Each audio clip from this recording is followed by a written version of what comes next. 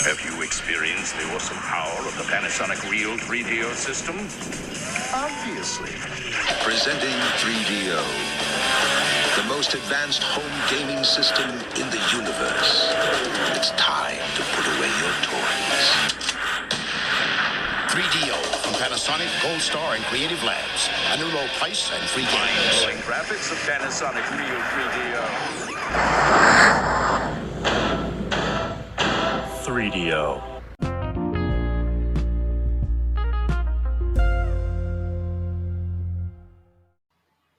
Hello, everybody, and welcome back to the 3DO Experience, the 3DO retrospective podcast where we talk about the 3DO console, the company behind it, and everything in between.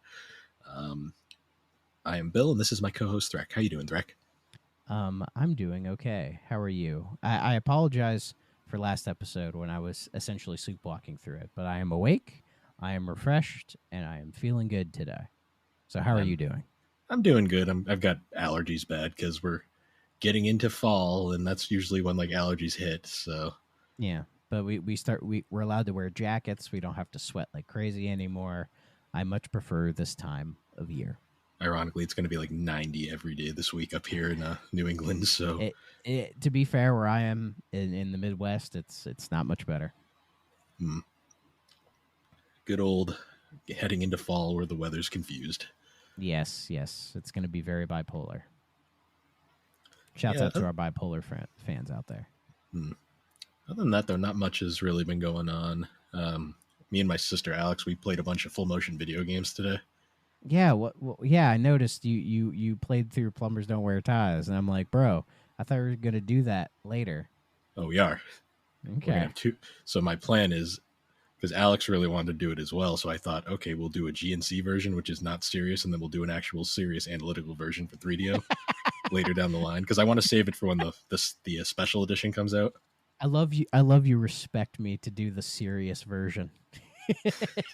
Well, we'll go farther into it than like what me and Alex are probably going to do, where we just like make fun of it the entire time and laugh about the dumb shit, because I know there's actually a good amount of story behind this game, which is oh yeah we'll probably do like a history of it.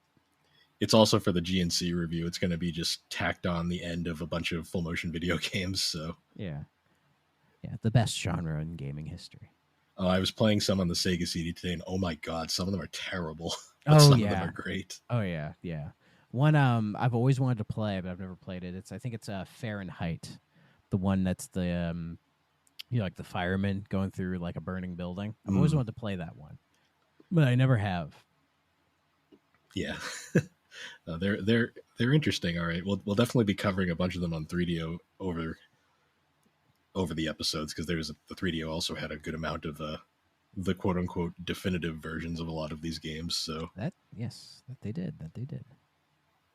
But we're not talking about anything enjoyable today. So no, we're talking about something that I'm 100% not sure if it's supposed to be a parody or not. I'm not sure either, to be honest. Because there are points where so I have like 2 review scores for this game. One for honestly if it's supposed to be a serious attempt at a game, and I have a different one for if it's supposed to be a parody, and I'm not quite sure which is which. Yeah, I'm kind of curious to your take on that. I have maybe a teeny theory about that, but I'm more curious to your opinion. It might be more of like a reaction to yours, but we'll get there.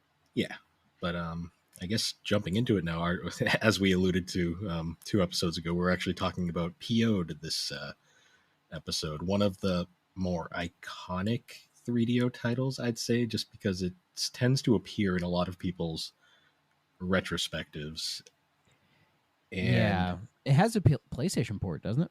It does. Like many 3DO titles, it was ported to PlayStation later down the line with a completely different art style for the cover. And it was actually handled by Accolade for the PlayStation version. Those great game devs, Accolade. They're famous for that one character with the exclamation point shirt.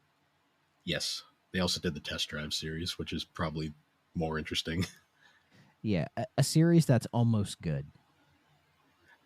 Yeah, honestly, it got good after Accolade stopped making it, to be honest. I'm told one of the Dreamcast ones is really good. Oh, the Le Mans game, Test Drive Le Yes. Mans is Yes. the Dreamcast version specifically, not the PlayStation version. That version's a piece of Mhm. shit. Because that's back when Dreamcast actually had unique versions by different studios. Oh yeah. But yeah, so I guess a little backstory on PO'd. The game was released in 1995, originally on the 3DO. It later saw a port to PlayStation in 1996. The game is developed by a company called Any Channel. And I was doing some research on Any Channel. They only existed basically for a year or two. Oh, Is no, this the actually, only no, more years. They were like 95 to 98. is So a this the couple of only years. game they made? No, they actually, believe it or not, made one other game. And it was a game called Vigilance. Vigilant. Why It does was a that sound like the name of another dev studio? it kind of does. So it was Vigilance was a 3D action game that was only released for PC. Okay. Any good? And so according to Moby Games, it has a 3.5-star rating. So take that for what you will. Sure. Yeah. Moby Games, known for their accurate ratings of video games. I'd give you the other. They're just like IGN. Yeah, I give you the other critical scores, but I can't find any other information on that game really. So Yeah. I mean, knowing IGN, they'd probably just give it a 7 out of 10 and move on. probably. Also, fun fact: the first review I ever saw for PO'd, the reviewer referred to the game as "pooed" the entire time. I mean, it fits. I mean, considering what the first enemy you see in the game is, yeah. Yeah. Other than that, though, the game is a first-person shooter, essentially a Doom clone, stylized heavily off of games like Doom, Marathon for anyone who was a Mac fan, and Dark Forces was another game that was a heavy inspiration for this title. Yes, but I feel like calling this a Doom clone is an insult to Doom clones. Yeah. It's a Doom clone in the sense that it's essentially, it runs off a pseudo 3D engine and is mostly, it's like trickery, like it's like 2D trickery to make it look 3D, essentially. Yeah, it's that weird period between Doom and Quake. Because Quake Yes. was really where they figured out like 3D elements and 3D graphics in first-person shooters, because it made sense that it was going to be the one to revolutionize, 3D first-person shooters the way they had with like 2D third. Yeah, because like first. Did I say third-person? I meant first-person shooters. Yeah, because like the only other company that really made like first-person shooters in this style was 3D Realms with Duke 3D. Oh, Yeah. was Duke 3D out by this point? Yeah, I believe it was actually like. Okay. Duke 3D was 93, I want to say. Okay. I'm surprised that didn't get a 3DO port, unless it did, and I'm just misremembering. It did not. I don't think the 3DO could have honestly handled it. That is strange because, the 3DO has Wolfenstein and Doom ports, and like Duke Nukem 3D has been on like every console like conceivable since its release. So Yeah, it's one of those things where. Oh no, never mind. I'm wrong. Duke Nukem 3D came out in '96. oh, so it does have a 3DO port. Okay. It does not. It was Oh, the by game. the time. Oh, was it by the time it came out? It's like who's putting games on the 3DO anymore? Yeah, that's what I'm thinking here. I Okay. thought Fair enough. Duke 3D came out in '93. That was actually Duke Nukem 2. Oh, those weird like side scroller 2D ones. Yeah, the old DOS games. Yeah, I tried playing one of those like a long time ago, and it wasn't good. Yeah, the thing about those old DOS games is like the people who like them are the people that had PCs growing up. And if you didn't Yes. really grow up with that, like a lot of those games, you play them now and you don't really see the appeal. The main one I see for that is the Amiga.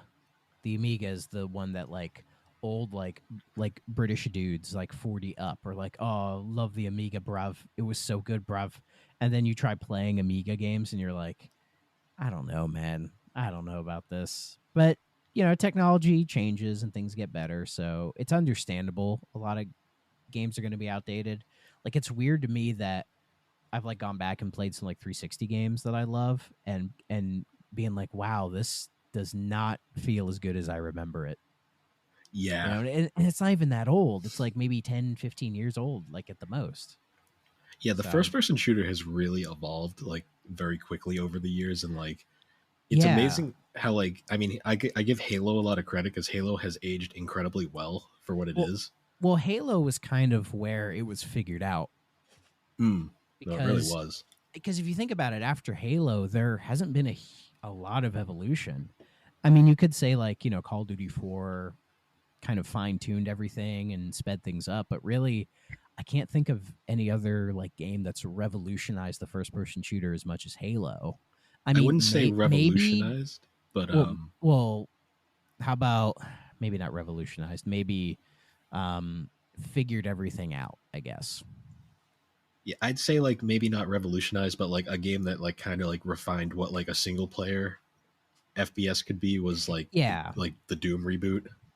Well, not really reboot, but the Doom 2016.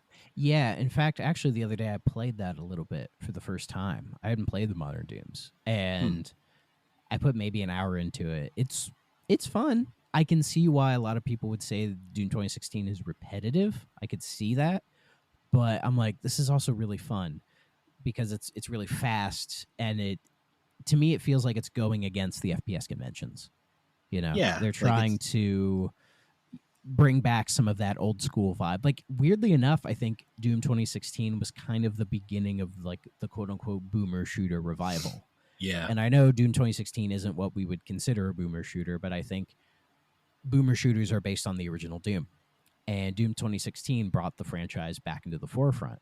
So hmm, probably a lot of people went back to the old Doom and was like, "Oh, this holds up." And it does it does. surprisingly well. So we're like, why don't we just make one of those? Like, not every FPS has to be a Call of Duty clone. We can bring back the Doom clone, but now they're called boomer shooters. Well, I mean, like even Doom 64 getting a port, like the Forgotten Yeah, Doom, like yeah, and like we've been getting the Quake remasters as well, and I've been hearing rumors that id's gonna revive Quake the way they revived Doom with a reboot, which I think I heard a Quake reboot would be really cool, that especially would be with like cool. if it had a really good online multiplayer that could hit. Like that could maybe bring back arena shooters. I don't know, but maybe I'm overstating it, but I would like to see a Quake reboot. We also had that back in 2019. We had that game Ion Fury, which was the cyberpunk first person shooter that was actually built on the build engine that powered Wolf not Wolf Duke Nukem 3D, and it's like it's exactly the same style as that, but it's like a brand new game using like modern graphics and stuff. I haven't thought about that game probably since it came out. Yeah, I replayed it recently. It's still fun. Like it's if you Yeah, like Duke Nukem 3D, you'll enjoy that game. So yeah. Because when you said Ion Fury, it made me think of Ion Storm, the Ion company, Storm. that didn't they do Deus Ex? So they did Deus Ex. They're most infamously known for Daikatana.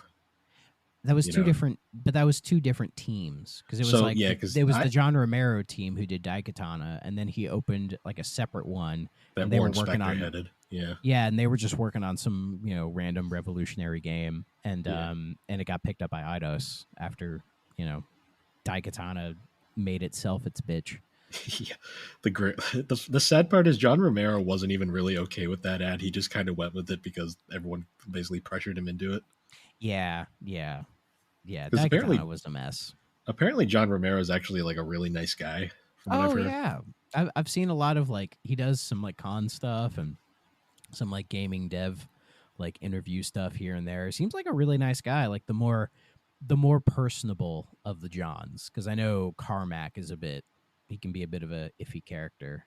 Not Car- necessarily like not he's not a bad guy. I think he's just very autistic, and I it just think kind of comes Carmack is off. like strictly a professional, like when it comes to his programming and everything.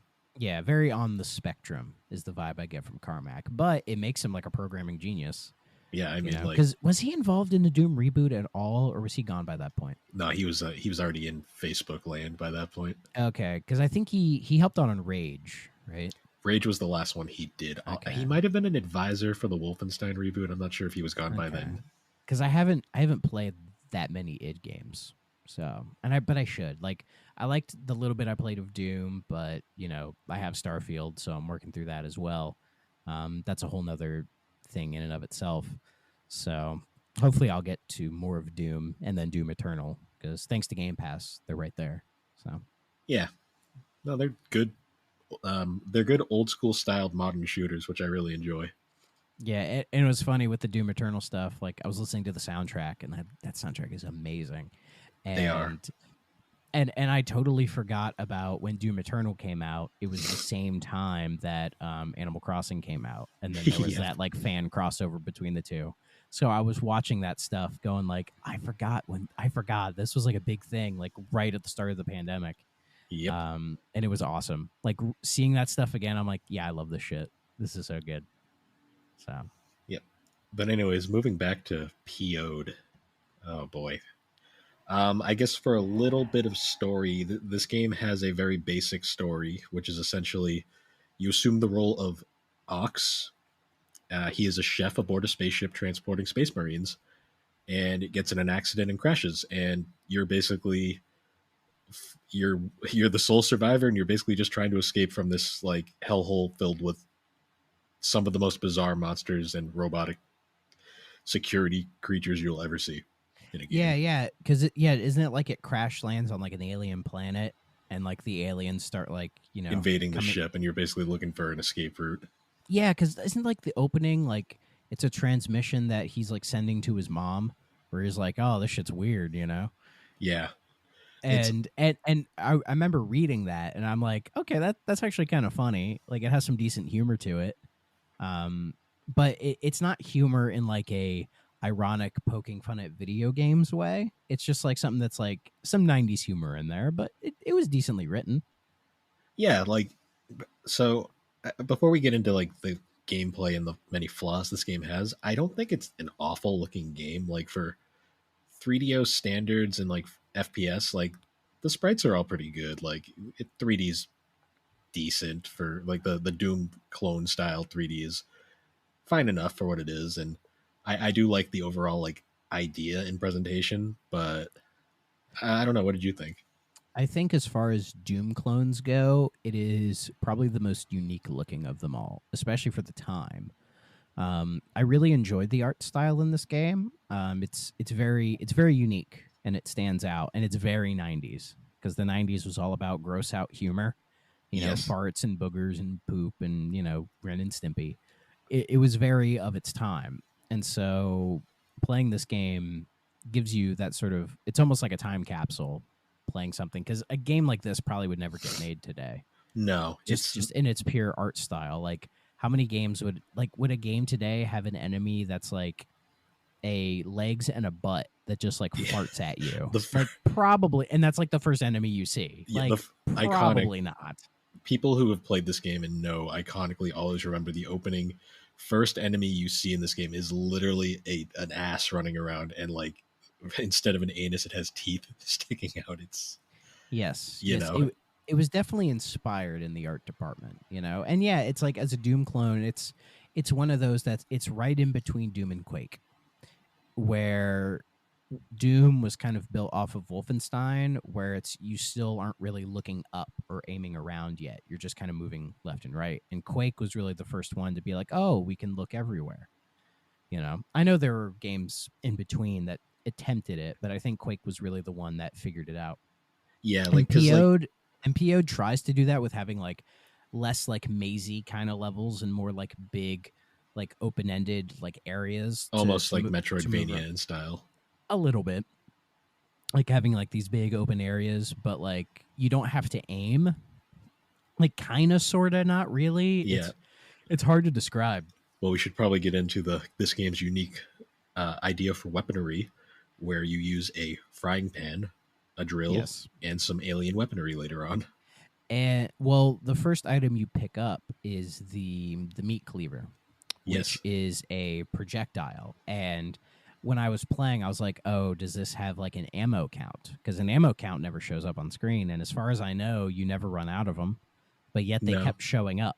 So I was like, oh, is there like hidden ammo or somewhere? And as far as I know, there isn't a hidden ammo counter. Like once you get the cleavers, you're good. They all have the same exact amount of blood on them, but it's okay. It's a video game. We don't have to think about it too much. Again, this game has an anus with teeth. Yeah, so, among other things. Yeah. You also get a jetpack later on, which I thought was an interesting idea because it kind of reminded me of Duke in a bit. sort of, where you get the jetpack later on. Yeah, I will say I didn't get that far into the game. That's fair. Like, I tried to get farther, but I can explain later my issues with this game because I have some issues with this game. Yeah, it kind of also does try to do a bit of the platforming thing that like Duke Nukem does, where you can sort of jump around and stuff, but it's like extremely rudimentary. And I cannot stand platforming in first person games. Like I just can't. Like I know Metroid Prime. I do like Metroid Prime, and there's a lot of that there, but like Metroid Prime found a way to handle the platforming by having these big platforms for you to jump on, Yeah. because Plus, they gave you the double jump later on, which helps significantly. yes, that helps as well. And I know in Metroid Prime 2, which I haven't played yet, when you get like say the screw attack, the game goes into like a third person mode, so you can do that, Yes. which helps. And I know there's some games like Doom Eternal, I think, has some platforming in it as well. And Yeah, there's games, it's pretty well done in that game. yeah, and there's games like Journey to the Savage Planet that have first-person platforming. I imagine more modern games handle it better, but a lot of these older first-person games that attempt any form of platforming, I just do not like it because you don't feel like you're in control of your character when you're in the air, and there's no way to gauge where you're going to land. You just kind of have to get lucky, I guess. And there are parts of this game where the platforms they want you to jump on are really small. And it's like, how do you expect me to figure this out if I can't move the camera while I'm jumping? Yes. I also think like performance wise, so the way I always look at FPS games on 3DO is like you got like the best performing one, which is Wolfenstein. Oh yeah. And then the worst performing one, which is Doom. This is a little above Doom. It's above Doom. I also think it's kind of above Killing Time in some ways, but like Killing Time's also better in other ways. Yeah, because I will be honest, I think this game runs like ass. Like, yeah, it's not amazing. It is so slow and just so sluggish to play. It's like any enjoyment I get like looking at this game or having a chuckle at it just goes away because it's so slow and your character is so slow and everything is attacking you so much faster than you can react to it that it just honestly makes playing the game more frustrating than fun. Yeah, and I think the open-ended levels really accentuate how they don't help with the sluggish nature of the game's controls, because like to me, like when you're moving in a straight line, it's fine. It's once you start trying to like move and like strafe around and dodge enemies where the game really starts to suffer. Yeah, I mean, I don't think the control setup for PO'd is bad. It is a little annoying because I think one button on the controller, it's like you're meant to hold it and then it completely changes what every button does or something like that. So you can have access to a map and actually look at your weapon inventory and things, which, isn't the greatest, but they're, working the best with what they have. But I don't think it's necessarily like the control layout outside of that is terrible.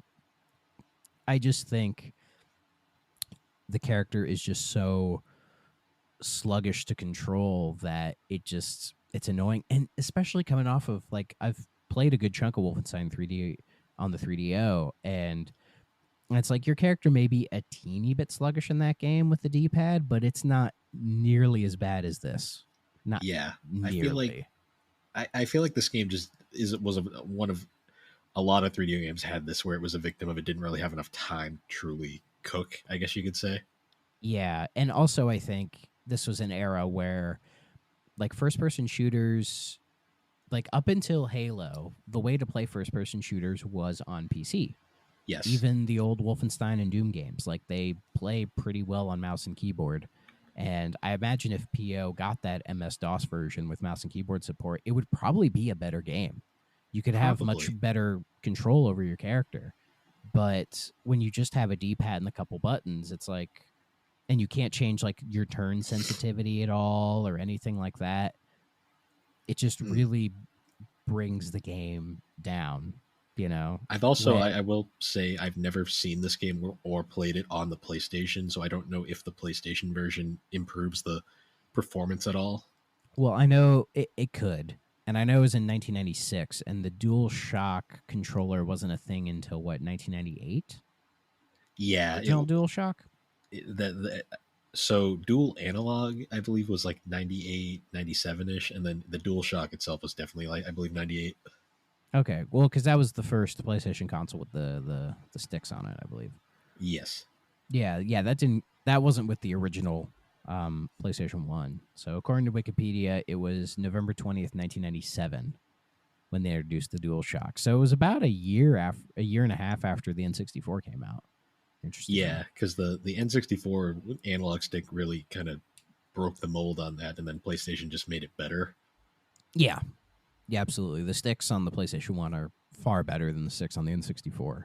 But a lot of games weren't using the two sticks at that time. No, they really weren't. Like it's weird to think that the game to popularize twin stick shooters, like as we know them, is Alien Resurrection on the PlayStation 1, and it got like criticism at the time for its dual analog control, which is so weird to think now because I've actually played that game with the dual analog control and it feels not bad. It's not a great game, but for what it's doing, you know, you move around with the left stick, you aim with the right stick, it works. Like even if you're like a modern gamer and you're used to like the dual stick shooting, you can boot up Alien Resurrection and go, "Oh yeah, this makes sense." It actually kind of amazes me too, like talking about the DualShock real quick, how many early like late PS1 and early PS2 games still hadn't quite figured out camera control yet. Like they would still use L and R to move the camera, and the other analog stick just did nothing half the time. Yeah, I remember the original Kingdom Hearts was that the was worst for that. And it really annoys me. But then you had like ingenious games like Ape Escape, which tried to use the analog sticks for everything, which I give them a lot of credit for. Weirdly enough, it's kind of ahead of its time because so many games these days just try to use the sticks for everything. I know for like, it was a big thing in sports games for a couple years where it was like, oh, instead of pushing, like in wrestling games, like instead of pushing a button to do a grapple, why don't you just flick the stick to do a grapple? Yeah. And it's like, it's not like, it's a different motion. I didn't understand it. I think they still do that stuff. I don't play a lot of modern wrestling games, but it was just a weird thing. Like, why not just use the button? Like you're not using the buttons. You know, so many games these days are just the sticks and like the shoulder triggers and like nothing else.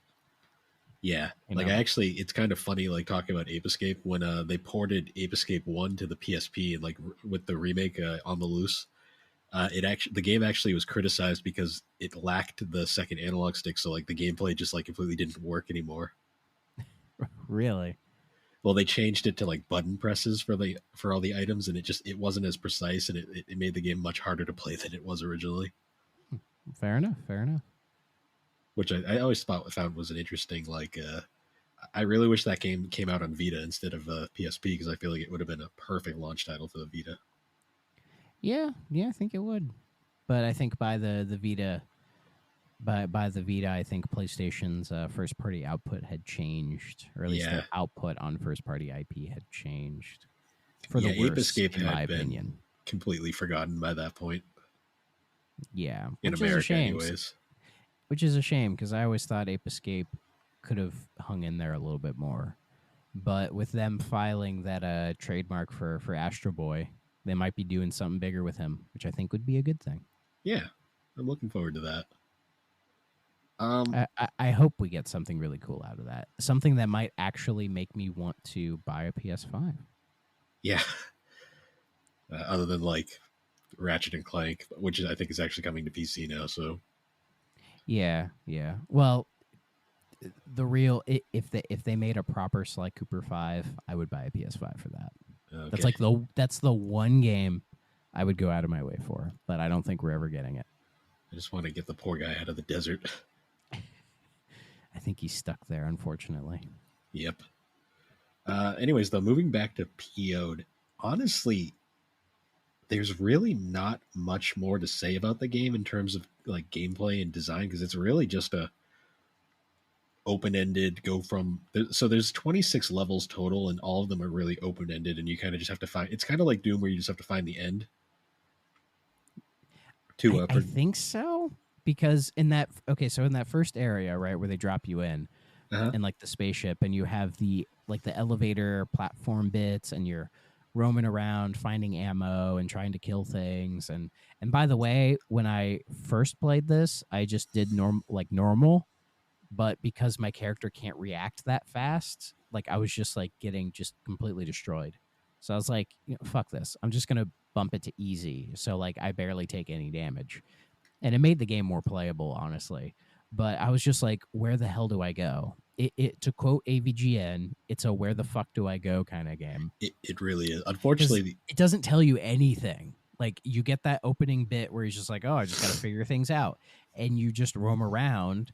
And like, I'm going through all the different elevators thinking there's like a door I have to open or something. And then I go down this one random ladder, and then there's this more big open-ended area where there are these like floating like colored cages, and one of them is like flashing in and out. And so I go into it, and it's like, oh, you're in the level jump. Like, okay, is this a Van Halen level or something? And then you go through it, and I'm like fighting these weird demon things, and it's like I can double jump sometimes I can't. I don't really know. That could be a jetpack thing. And I'm just like fighting the controls the whole time because I'm trying to kill somebody, and then somebody's hitting me from behind, and I'm very slowly turning around and trying to kill him. And then there's like floors that are like colored and will like damage you if you sit on them for too long. And then it's like I'm seeing the flashing cage to get out, but to get on it, I have to jump on these like tiny platforms, and then there are these bats trying to kill me. And I tried that level a couple times, and I was just like, you know what? Kind of fuck this game. I don't really want to deal with this because it's a pain in the ass. And I didn't get any farther than that. I tried, but I just couldn't do it, man. Yeah. Like, I've fully beaten this once, and this was like years ago. For my recent replay, I got far enough just to remember everything about it. This game's pretty, unfortunately, like many 3DO games, it is very frustrating and hard to figure out. Yes. And like also a lot of 3DO games, the menus are weird. They don't make a lot of sense. Yeah. It's a lot of form over function. I actually, I need to find style over substance as well. Yes. I need to find a copy of the PlayStation version of this at some point, because I have to compare, like, what did they change? Because I know a lot of 3DO ports of, PlayStation ports of 3DO games updated things to make more sense. Yeah, like the PlayStation version of Return Fire runs a lot better. Yes, but the menus are very different, and the little bit I saw of it, I'm like, I'm sure this is good, but it doesn't have the same charm as a 3DO version. Yeah, it's kind of like how just being picky. It's kind of like how Road Rash is theoretically the same on PlayStation, but like the 3DO version just feels better for some reason. Yeah, which is probably just us being very subjective about random crap, but there's something to that, I guess. It might be because it's like Road Rash is like universally just one of those games that people love for the 3DO, so people just want to defend it. Yeah, well, I think in Road Rash's case, like, the version that they made for 3DO was like just genuinely the best version. Yeah. So, like, it's kind of like when we'll get to Gex eventually, where we're like, theoretically the PlayStation and Saturn versions are fine, but like the 3DO version just for some reason feels better.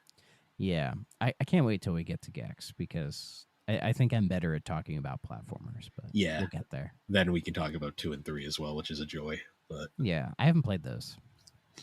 2's definitely, like, that's why I'm waiting for like the re-release to come, just so we can coincide with it.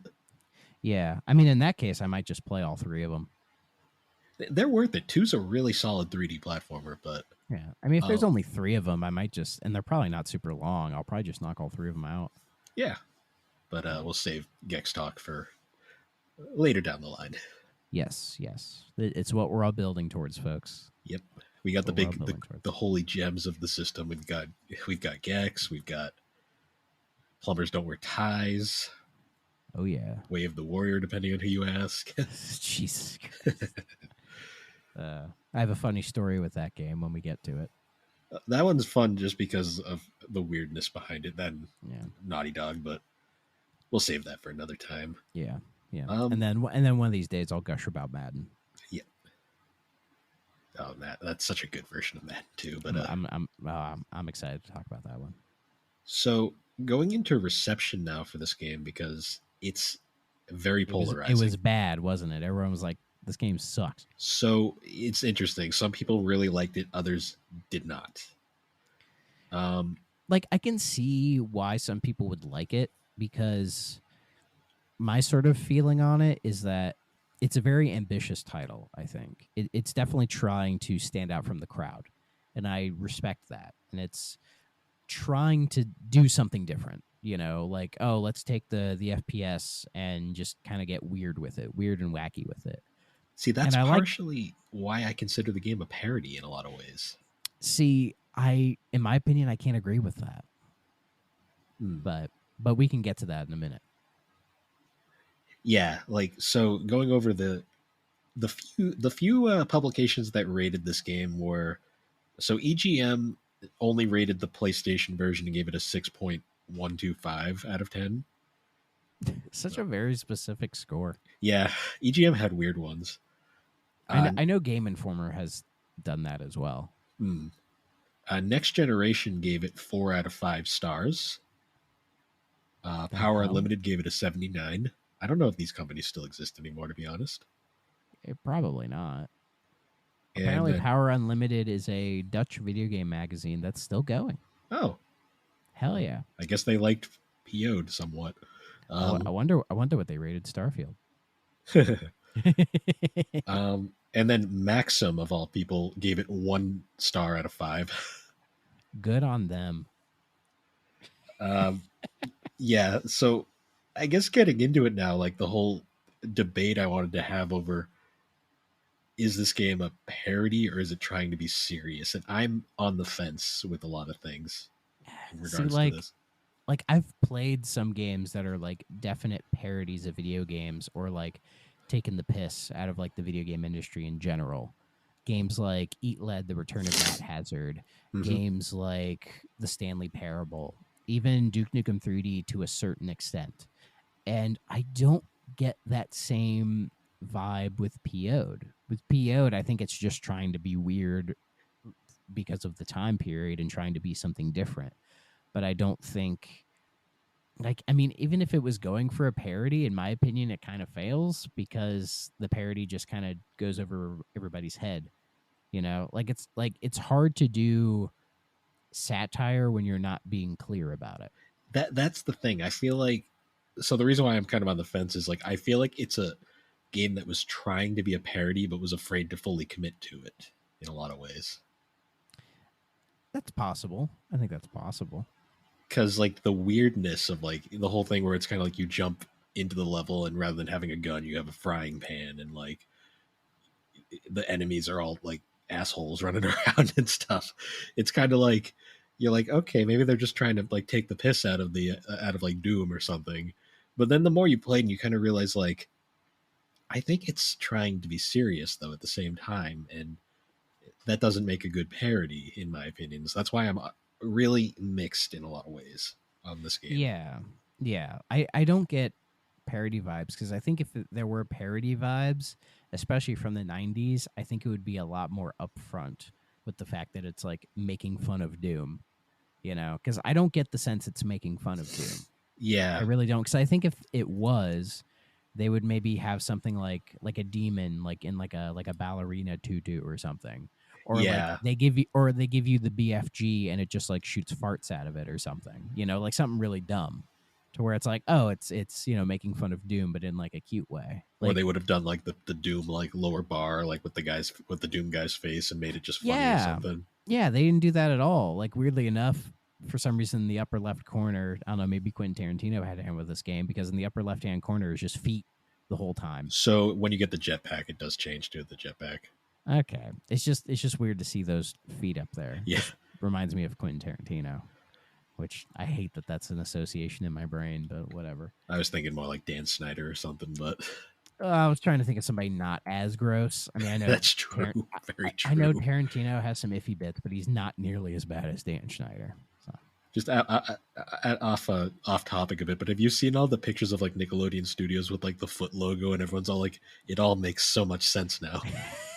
I haven't, but that does make a lot of sense. Yeah, I saw that once and I was like, that is so funny for the wrong reasons.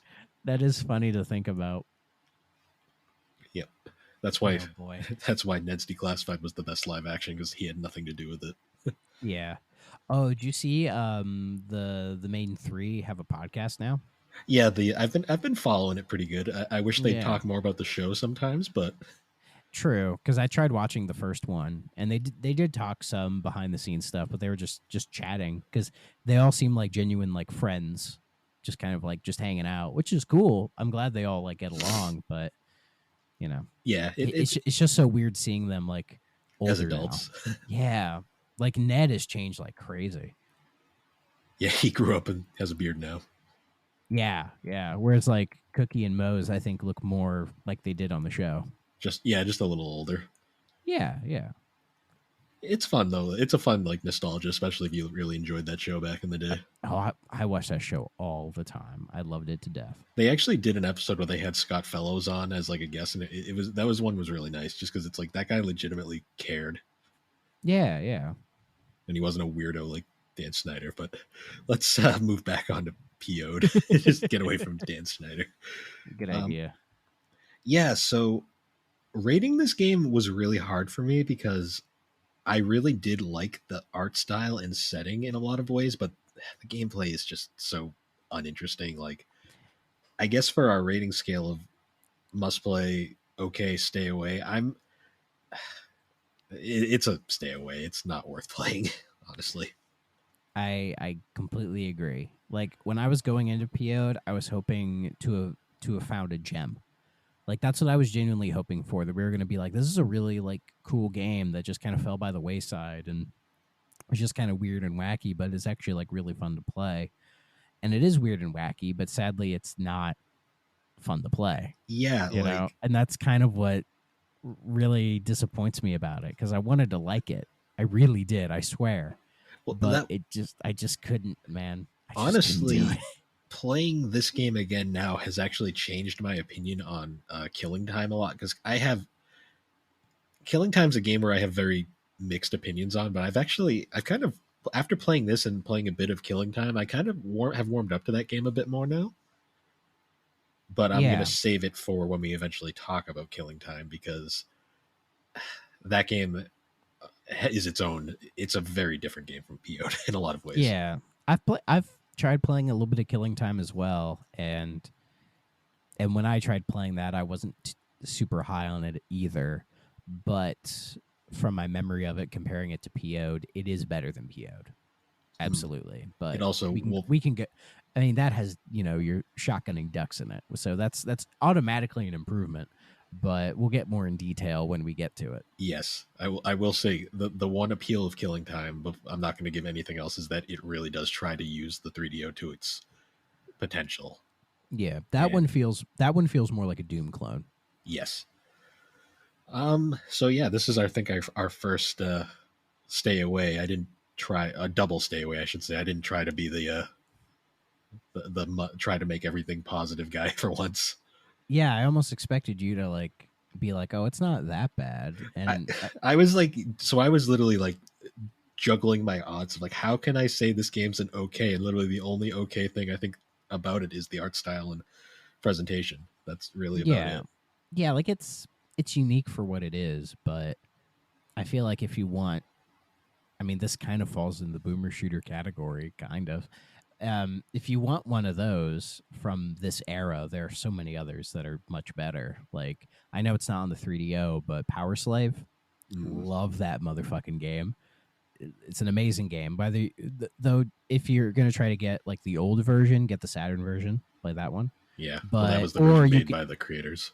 Yeah, or you could just get the modern version that's on all platforms, which is based on the Saturn version, but throw some of the PS1 and PC stuff in there as well to make it kind of like the ultimate experience. You know, my favorite part about Power Slave is? What's that? The game engine it runs off of is called the Slave Driver engine. That is a cool ass name. And it was the same engine they used for the Saturn versions of Wolf 3D and Quake. Nice, nice. It's a shame engines don't really have those like cool names anymore. You know, it's like it's like the two big ones are Unreal and Unity. And I mean, Unreal was probably cool at the time, but it like old fucks like us know what Unreal means. You know, Or like the I bet you Havoc there are engine people.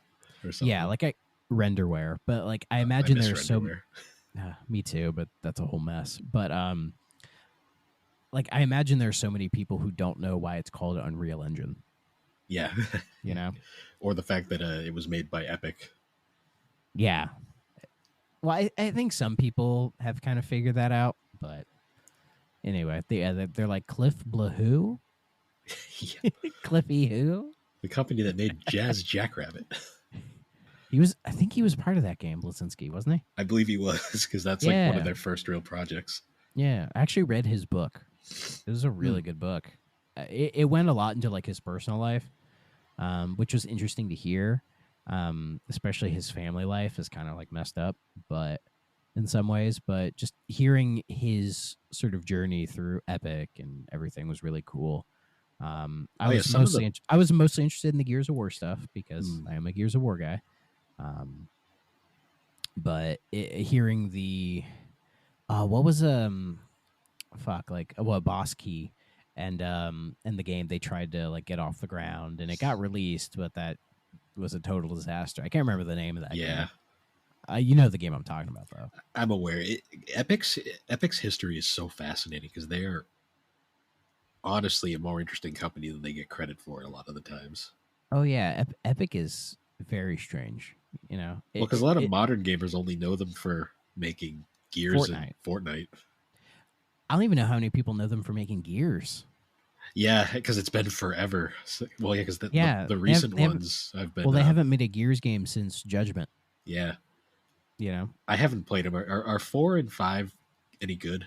I've heard they're okay. Okay, are they? Yes. In fact, if you go to the A Novel Console podcast and go through the episode list, you will find me and Chris have reviewed Gears of War 4, and our Gears 5 review will be coming soon because we have finished Gears 5, so we need to record that.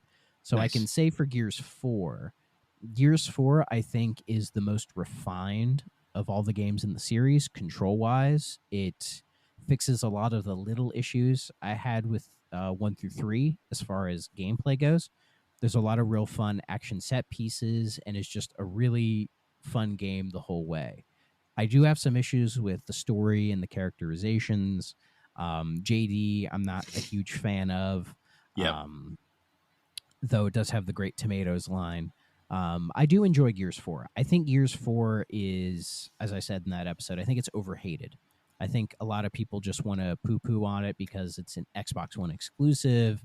It's made by the Coalition, you know, all the reasons, and that it doesn't evolve the Gears series, in quotes.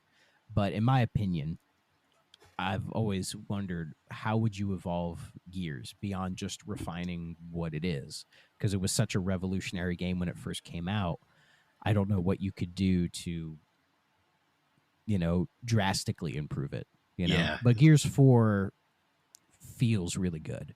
Like, it plays really, really well. And that translates mostly over to 5. Okay. 5 has a few control changes I'm a little on the fence about. And Gears 5 tries to change the story focus a little bit, which I think is for the better, and introduces some newer additions that some I liked, some I didn't. But I didn't think Gears 5 was a bad game at all. And it has a really fun DLC called Hivebusters that I definitely recommend playing. It's a short, like 3-4 hour DLC campaign, but it was a lot of fun.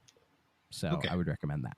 Yeah, I've heard pretty good things about them. I just never, I don't have any means of playing them right now. So yeah, like Gears is my favorite Xbox franchise, but I haven't delved that much into Halo. I do like Forza quite a bit, but I haven't played enough of it.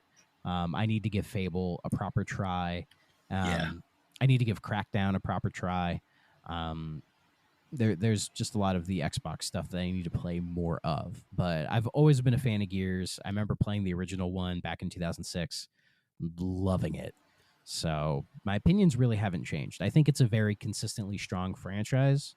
And people complaining that it, quote, doesn't evolve, I find is just kind of bad faith arguments. How many franchises don't actually evolve that much? I mean, that's such a Exactly. poor argument. Exactly. Like, I mean, you can make the argument Uncharted didn't really evolve that much. Like, No, like I mean, 2 to once 3 they hit, doesn't change much. yeah, like 1 to 2 was the evolution, and then And I after mean, 2, 4 did add some stuff, but I mean, even yeah, then, it's not that much different. exactly. But that doesn't make it bad, No, like you know. that's such a stupid argument. I've never liked the whole. It doesn't evolve the franchise. It's like, But then you have cases where people evolve stuff too much, and they completely lose sight of what the original was even trying to be. see, to me, it's like you get those people that are like, it doesn't evolve the franchise, and then all they play is Call of Duty, and it's like, it's like okay. Call of Duty hasn't evolved since what, like Black Ops? Yeah, what Black Ops? Yeah, I guess. Maybe I don't know. I'm not a Call of Duty aficionado, but when they drop all in Game Pass, I will play all the campaigns. Oh yeah, that is a promise. I mean, it'll probably take me like 2 weeks to play them all. They're all super short, so I gotta replay. I gotta replay Finest Hour and Big Red One because those are like the ones I remember from my childhood. I hope they put those in there because I'd like to play those. I love Big Red One to death. But I've played all the campaigns from Finest Hour to Modern Warfare 3. Black Ops 2 is where I fell off. And I haven't played any of those. Like, I tried Black Ops 2, it didn't click with me, and I just kind of stopped playing it, and I've not played a Call of Duty since. All the new ones just haven't touched them. And I've heard good things about some of them, but I've heard the campaigns are actually really good, like, still, but, like... Well, I think they've improved them, because I know for a while, because I think it was, like that period between, like, Black Ops 2 and Black Ops 4, because Black Ops 4 doesn't even have a campaign. And I think at that point, they were just, like, not having them at all. And then I think people started complaining about that. So they're like, okay, we'll bring them back and we'll do more with them. Because I know the Modern Warfare reboot from 2019, people are really high on that one. So I would like to play that one, but I'll get there eventually. Yeah. Too many games to play. Too many games. We should probably figure out what we're going to talk about next week. I chose that's a good question. I chose PO'd, so I think this is your turn to pick a game. Oh, God. See, that's the thing. I'm going to be playing a lot of Starfield this week, so. Yeah. So, I mean, if you want a quick opinion of like 8 hours of it, it's pretty good. It hasn't hooked me, but it is pretty good. Let's see. Let's see what I have.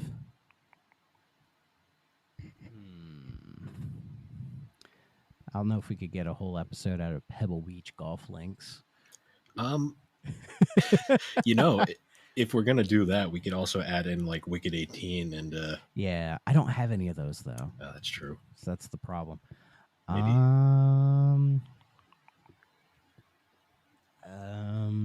I mean, do you want to do Jurassic Park Interactive? I don't own that one yet, unfortunately. Okay. Because I don't even have to play that one. I've already played a good chunk of it. Yeah. I'm trying to think like an easy one, like maybe Theme Park. Sure, we could do Theme Park. I've put a couple hours into that. Yeah, and that's like one that you really won't take up too much time either. Yeah, that's true. I can play that one kind of off and on. So yeah, let's do Theme Park. Okay. I have some opinions on that game already. Cool. I do. All right, and we can probably talk about the rest of the series too, just as like a little backup to it if we need more time. So yeah, I haven't touched any of those, but you know, I know there's Theme Park. There's the DS one. Yeah. I've played the one on PlayStation, which is called Sim Theme Park, even though it's just a theme park game, not a Sims game at all. Yeah, that's weird. They would call it that. I'm surprised Theme Park isn't still a thing. Well, because Microsoft killed Bullfrog. Yeah, I mean, not true. Microsoft. Electronic Arts killed Bullfrog. Yeah, I know who you meant. It's okay. We were talking about Microsoft, so it just was on my tongue at the time. It's all good. You know what we should do for a future episode at some point too? We should really just do like an episode talking about like Trip Hawkins and himself. Sure. We could maybe get him on the show. Just DM him on Twitter. Yo, you want to talk about 3DO? He'll be like, I'm sure he'd be like, yeah, I don't care. I know. It's weird. He's like an anomaly because I've heard he's like actually a really nice guy. Oh yeah, I've heard that too. Yeah. So other than that, though, like any final thoughts on PO'd before we close this one out? Or It's not good. That's the best thing I can say about it. To quote the first review of this game I ever saw, the second he saw the first villain in this game, he just paused and went, "Is that an anus?" That's the least of this game's problems, Yeah. in my opinion. Oh man. I mean, there's a funny prologue in the manual, so if you all track that down, you can read that. Which I think is actually the opening scrawl in the opening. I think it's part of it, you know. The only other thing I'll point out about this is Call me PO'd. The main character himself, Ox, which I don't believe it actually mentions his name at all in the game. I think it's a manual thing where that came from. I think so, yeah. He has a pretty cool design because he's actually featured on the back of the jewel case art. Yeah, he has all the weapons, a slightly bloody apron, and the chef hat with a cigar for some reason. Like it's definitely like a Duke Nukem influence. Yeah, he'll be featured. If anything, that might be the parody. It might be parodying Duke Nukem with possibly that character design. Yeah, if anyone's wondering, that'll be featured in the thumbnail for this episode. But yeah, so I like this bit. The ship rocked violently as though we had been tossed into a tornado. Emergency lights were flickering on and off while a red alert sounded. Things were getting crazy. My souffle was ruined for sure. This game has some zingers in it, and it's like I feel like if they had more time and like it was maybe on a better system.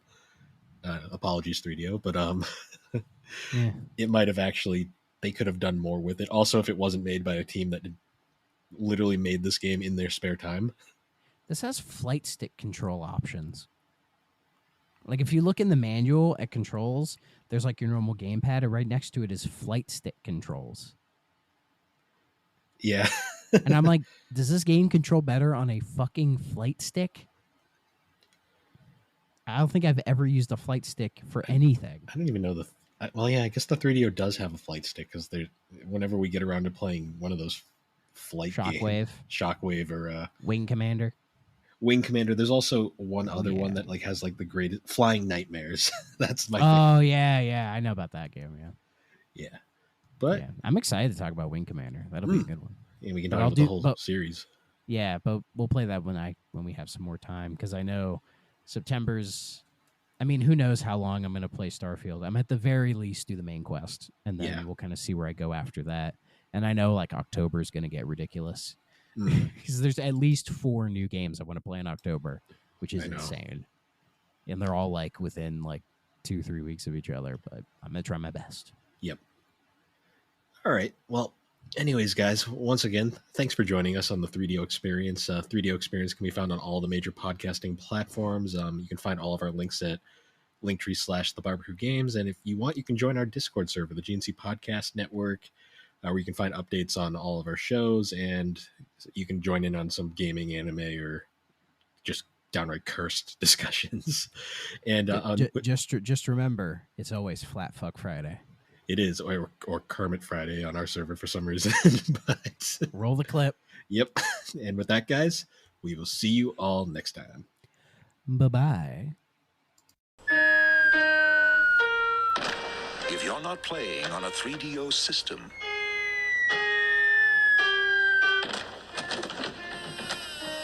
what are you playing with?